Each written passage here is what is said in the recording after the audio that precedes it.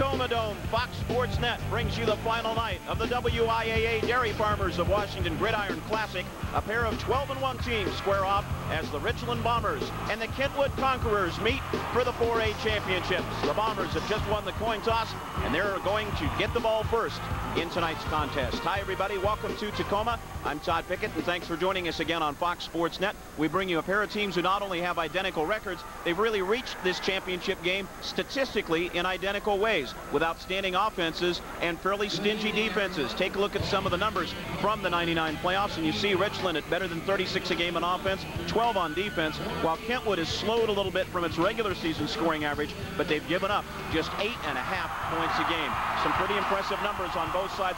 Chuck Nelson, the Richland Bombers, really coming to this game with sort of a two-pronged offensive attack. Well, they do a very good job of running a balanced offense. Adam Oakes is the quarterback. He's a great administrator and distributor of the football in that offense. He can run the ball when he has to and does so effectively. But mostly what he does is he runs an offense that doesn't fumble, doesn't turn it over, a very efficient job at quarterback. He's got a running back that's very good in Mike Richardson. He's only a junior, 30 carries for 121 yards in their semifinal win last week over Bethel. Over 1,500 yards for the season for Richardson. You see between the two of them, they do a pretty good job of scoring for this Richland Bomber offense. 24 touchdowns for Oakes, 9 touchdowns for Richardson. That's a lot of points.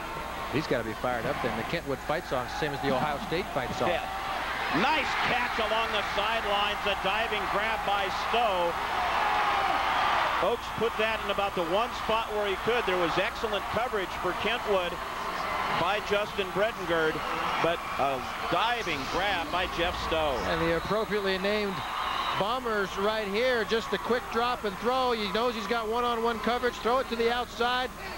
Great job of getting to the football and then keeping his hands underneath it for Jeff Stowe. Averages almost 24 yards a catch. You can see why right there. We welcome you back to the 4A championship game from the Tacoma Dome. Kentwood leading Richland as we start the second quarter of play. Pettit, the motion man, on 3rd and short. Carney really ran into the interference that time more than anything else, and he had his head down, was determined he was going to go to that hole and nowhere else. Running in straight lines, 3rd and short. I'm not going to make a lot of moves. A great job at the point of attack. Ryan up Luxon. Front, Ryan Luxon and his big boys up front for Richland. A great job on a stocky, athletic young man. Jeff Stowe and Eric McGarrah back deep.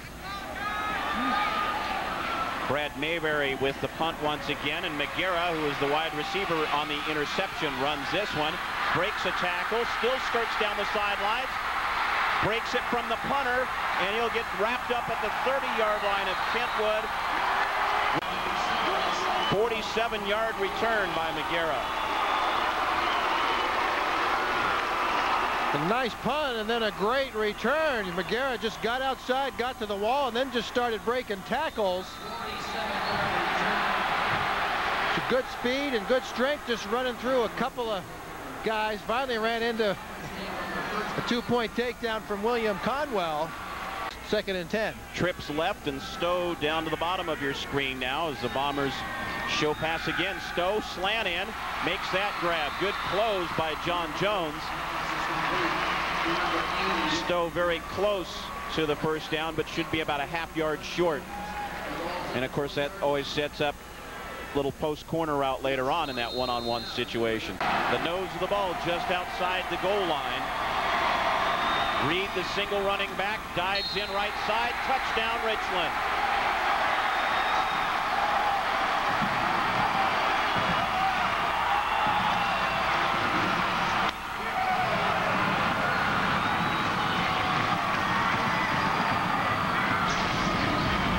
Yeah, watch the right guard right here. Brian Hodgson blocks down. You can see that Luxon, Hodgson, and Brooks get it done inside on that right side. And Rance Reed at 205 and only 5'8's got a little bit of leverage on his own. So following the fine punt return by Eric McGarrah, the Bombers are able to drive it down the field, and they capitalize on the 1-yard run. You see just Reed just straight ahead. Great block down right there from Ryan Brooks, big number 77. just caved it in. And that's what gets the hands in the air from the officials and the Richland fans. It's not quite that cold here in the dome. Elba. He was afraid of a little northern exposure. So after all the talk of the other running backs, it's Rance Reed who takes it in for the score and gives the Bombers the 7-3 lead. And Oaks, who's had a very effective playoffs passing, struggling. He's under some pressure now and finds Kefensis open. That'll be enough for the first down at the 44-yard line. He stretches it out. Ryan Scott making the tackle there.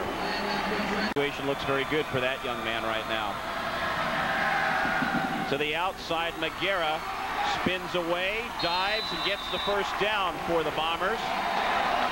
Jones and Scott there along with Carney. Bombers with a first down at the Kentwood 44-yard line.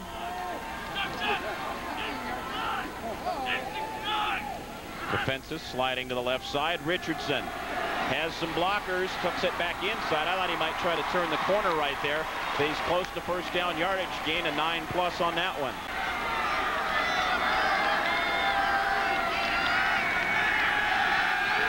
Oaks looking long, now throws underneath for Kefensis, and he'll get plenty of that real estate back in a hurry. It'll be a 1st and goal for Richland. One of the keys to success last week in their victory, Chuck, was throwing those underneath routes and taking what was given to him. Perfect example right there with Kefensis. They'll bring 3 receivers into the pattern. Of course, Kentwood will loosen up just a little bit. Big play here for the Conqueror defense, 4th and inches. Kefensis diving, touchdown.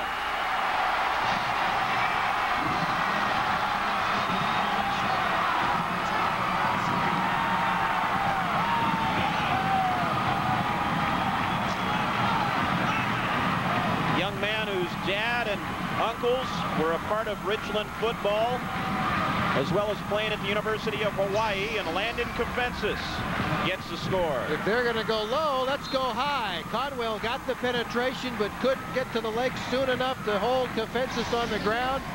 And the 4th down roll of the dice comes up good. Landon the holder, Ricardo Duvali with the extra point. And Richland out to a 14-3 lead. Nice one there to put the 2nd touchdown of the night up for the Bombers. And capping an impressive drive as well for Richland. Keep in mind again, as we said, with this Kentwood defense, they allowed double-figure points defensively in only 5 games this season with a high of 15 points. They've given up 14 here in the first half to Richland. Well, Richland no stranger to scoring points, though. You saw that average of almost 34 points per game, and 36 in the playoffs. And giving the Richland Bombers, who are in their 4th championship game in search of their 2nd state title, gives the Bombers a 14-3 lead at halftime over the Kentwood Conquerors, as Richland tries to bring the state championship trophy back to the Big 9 conference for the 2nd year in a row. Let's go down to Tom Glasgow. Todd, thanks a lot. Coach, first of all, how's it feel to be back on the sidelines? Oh, it's just super. It's kind of miraculous. You know, we had to win for it to happen and get to this point, and it did, and I give all the credit to those young men playing the game tonight. Outstanding defense being played by both clubs, but you get that nice drive late to get a little breathing room. Well, we have, and you know, we're running the ball a little bit. We're starting to pick that up some, but we got to continue to throw the ball. I tell you what, Kentwood looks a little tired out there. I don't know if my perception's off, but we need to keep pounding them and working them hard. Quick comment, your main message to your players in the locker room at halftime will be? Well, you know, we got to reach down and play extra hard for Ryan Luxon, who probably will not come back. He's the heart of our offense, heart of our defense, number 51, and he probably won't be back. So there's some guys that's got to rise up and get the job done, and just stay consistent, relax, and play like we've been playing all the way through. Coach, thanks a lot. Good to have you back on the sidelines. Thank you. Appreciate it. Lonnie Pearson, his club, with a halftime lead. Todd? Thanks very much, Tom, and we appreciate you standing by there to grab Lonnie Pearson for us. His Bombers are on top at the half, 14-3. Pretty good defense, but Richland settled down, and Chuck, they really got the balanced offense they were looking for in the first half. Well, what Richland does very well is they spread the ball around. Adam Oakes does a great job of keeping everybody involved. Richardson's had the ball. You've seen Stowe on the outside. McGar's made big plays. Contrast that with Kentwood.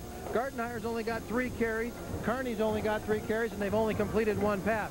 Richland's done what they do very well, and Kentwood hasn't had the chance to do what they can do. As we mentioned, Kentwood got on the board first on the field goal by Hughes, and the Conquerors played good defense early.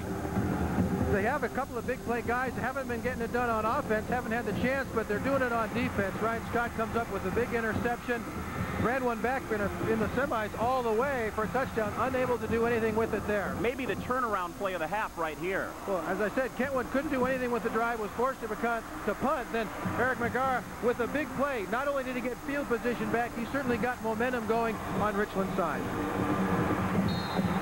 Right after the punt return, they were able to convert that opportunity into points. Ran 3 with a 1-yard run in the second quarter to go 7-3 Richland. And then on a 4th down play with only 10 seconds left in the half and almost a 5-minute drive, Todd, to not only run the clock out with the half running down, but get some points on the board.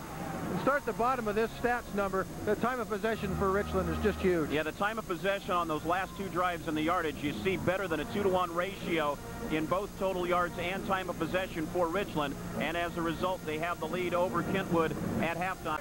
Kentwood got on the board first in the ball game, but they have not done a whole lot through the first half, and they'd like to just get down the field a few more times, I think, Chuck. Well, they've only had the ball a little over 5 minutes. You can see -2, 8, -1, 9. Kind of hard to score any points when you're not going forward with the football. He's obviously done some good all year long and get those stickers. Kentwood looking for its first touchdown. Ball bobbled. It's loose, and Richland falls on it. Never really got to the hands that time of Carl Bonnell, and it's Brooks coming up with the ball for the Bombers. That one really hurts after you get a successful big play to give up the ball and the momentum like that. Well, Ken Brooks is the right man at the right time in the right place. Kevin McCarthy and Carl Bonnell just something not working. And they get the snap off just before the end of the quarter. John Gartenhire carrying. He'll get 2 or 3 and bring the third quarter to a close. Goose eggs for both teams in the third quarter. 12 minutes left to play. Kentwood still looking for its first state title.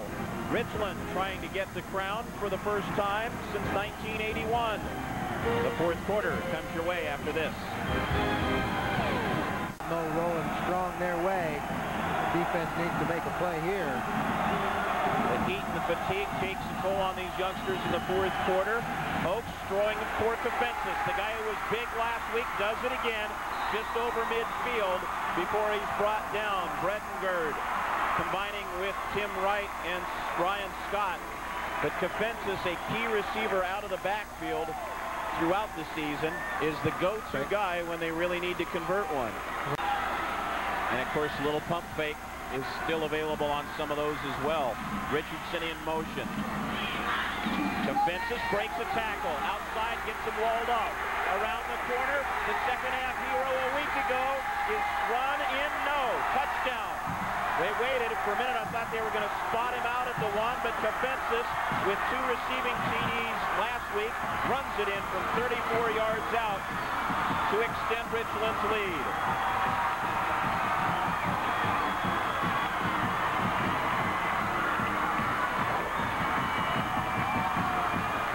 Richardson in motion draws the linebacker away, and then it's just the inside handoff. You pop that line of scrimmage, and then the nice cut and poor pursuit angles from the outside guys for Kentwood, and then Kefensis showing good speed to outrun everybody to the corner, and he gets it inside the corner. You see right there that the little wiggle on that left foot got it inside the blue. Well, just when we said the Bombers weren't doing much offensively in the second half, they come up with a couple of big plays. A reception by Kefensis, a 34-yard touchdown run by Kefensis. The Bombers lead by 10. Back in Tacoma, 3rd and 4 for Richland. 3:40 left in the fourth quarter. Kentwood trying to come up with its defensive stuff after giving the players a little R&R with the timeout call. Play action. Oaks to Kofensis, first down. They go to the same play again to the well, and he's out to the 40 and another first down. They isolate him on a backer. Got a touchdown run in the first quarter last week against Bethel. Oaks keeping for the first down. By the time they unpile, they'll be inside a minute and a half. And Kentwood is going to use the last timeout right here. It all started with a field goal for Hughes, a 35-yarder early in the game. Kentwood took its only lead of the game at that point. Richland down on a 4-minute drive, highlighted by Reed's dive for the score. Kofensis followed with a second score with 10 seconds remaining in the half and made it 14-3 at the intermission. Kentwood trying to come up with an answer, and they got it on one play, Gardenhire's run. They added the 2-point conversion also from Gardenhire early in the fourth quarter. It was a 3-point game. The Bombers, after being bottled up for the entire second half, converted a big pass to Kofensis. He followed it with the run, making it 21-11. But the Conquerors came right back one more time. Scott on the catch from Bonnell. That one happening 3 minutes ago, and it made it 21-18. The Bombers may have just done enough with that last first down to close things out. Oaks tucking the ball away this time.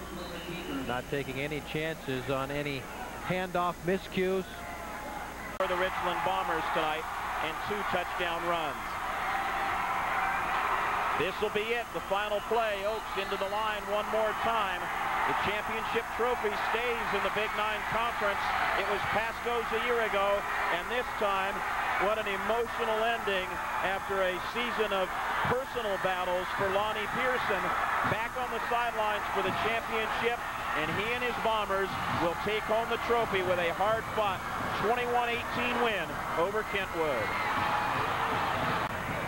16 starters return off of a football team that won only 3 games a year ago.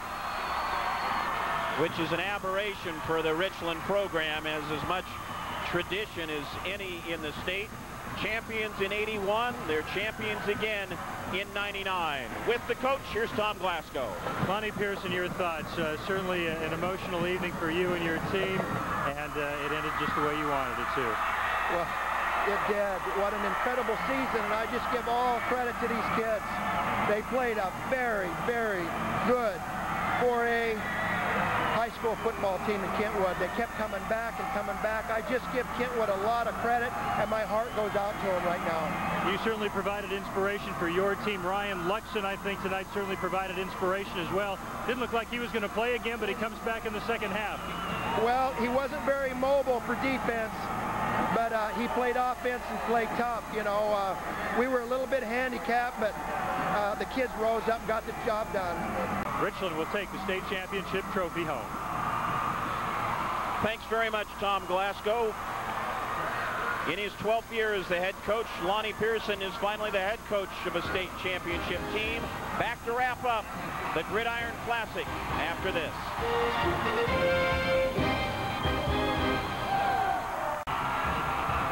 Richland 21, Kentwood 18. It went down to the wire. Our player of the game is standing by with Tom Glasgow. Landon Kofensis. Landon, when I grabbed you a few moments ago, I said, you're not smiling. What's going on here? I'm in shock. I can't smile. I'm too tired, but I'm in shock. But trust me, I'm happy. I'm very, very happy. This has been a dream of mine for I don't know how long, and it hasn't sunk in yet. Oh my gosh. You made some huge plays tonight, but talk about the touchdown run late.